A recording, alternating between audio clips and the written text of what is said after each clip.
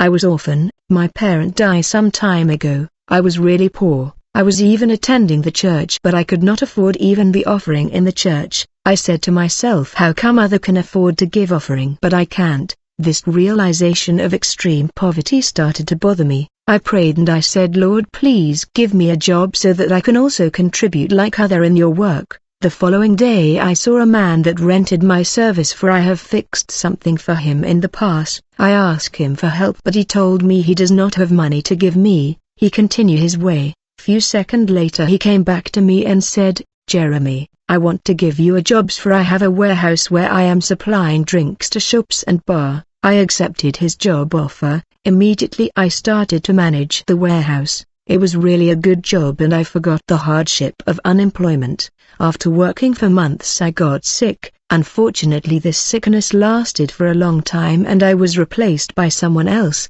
When I recovered from the sickness I was back to 0 point with no job and in lack. I said to myself, I am an orphan but I cannot continue in this suffering. I decided to repair shoes because I thought you must start somewhere to get to the destination. While working I saw a friend of mine passing.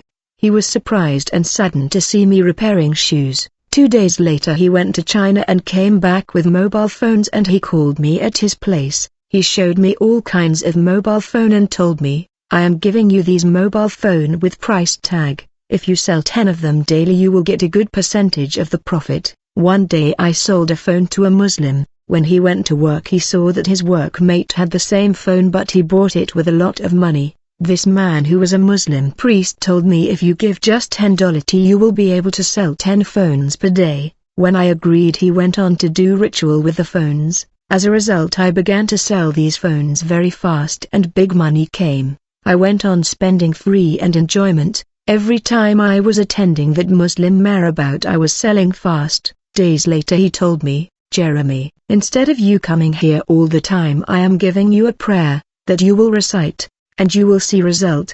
He gave me words to recite in my heart to influence people to buy my phone. Thus every morning I recited this prayer and people were bewitched to buy my phones. And whenever I recited these words, whatever I tell a customer he accepted because he was dominated and came under manipulation. It is an undeniable fact. Many shops and sellers resolved to occultism to bewitch people to buy their product and to keep coming back. People bought my stuff without bargaining. I became a money man living high life. Instead of organizing my life I was living a pretentious life to impress other. After some time I spent all the money and I was left with nothing and I became poorer like never before. This situation was worse than when I was repairing shoes. When I lost my phone I wanted to know who stole my phone. A friend led me to a Muslim priest. That friend of mine always had money and women. I never knew what was the source of his income. We were in the waiting room hoping to see this priest.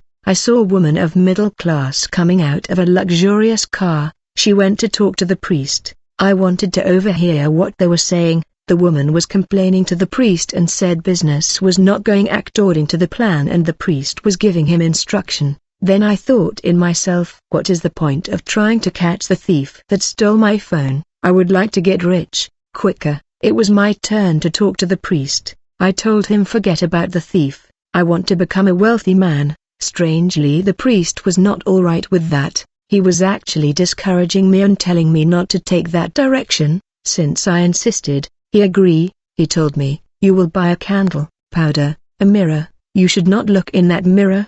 He gave him a prayer to recite 7 times. This prayer formula was for stealing people money. I just needed to target a person in the street and determine the amount to steal from him and recite the prayer. Money will leave his bag or pocket to land in my bag. I went to the street and targeted a person and I recited the prayer, when suddenly I felt like my bag vibrated. When I opened it there was $25 that appeared. That's how I became a magic thief. Stealing people money in the street. It is an imperative for Christian to be faithful in offering and tithe so that God can protect their possession. One day I accompanied a friend to a transfer agency where he was supposed to collect money someone sent him. There were a lot of people we had to for a long time. Then he got his money. I asked him money to buy something to eat but he refused. It is when we parted way that I applied the magic prayer against him. As a result all his money landed in my bag. When he reached home he said to her mother, I collected the money. But when he opened his bag there was no money. He started to cry and to explain to the family. Later he came visit me and started to explain to me while he was crying. I pity him and I told him that I had the money. He asked, how did you do it? It is not possible. I explained to him my secret and he was so shocked that he went to accuse me to my family. I was embarrassed and gave up. After some time I went back to the Muslim mystic. I said, Master, I don't want to steal anymore. I came here for big money. I want to become rich and wealthy. He replied to me, what you are asking is not easy. I will not encourage you to go that way.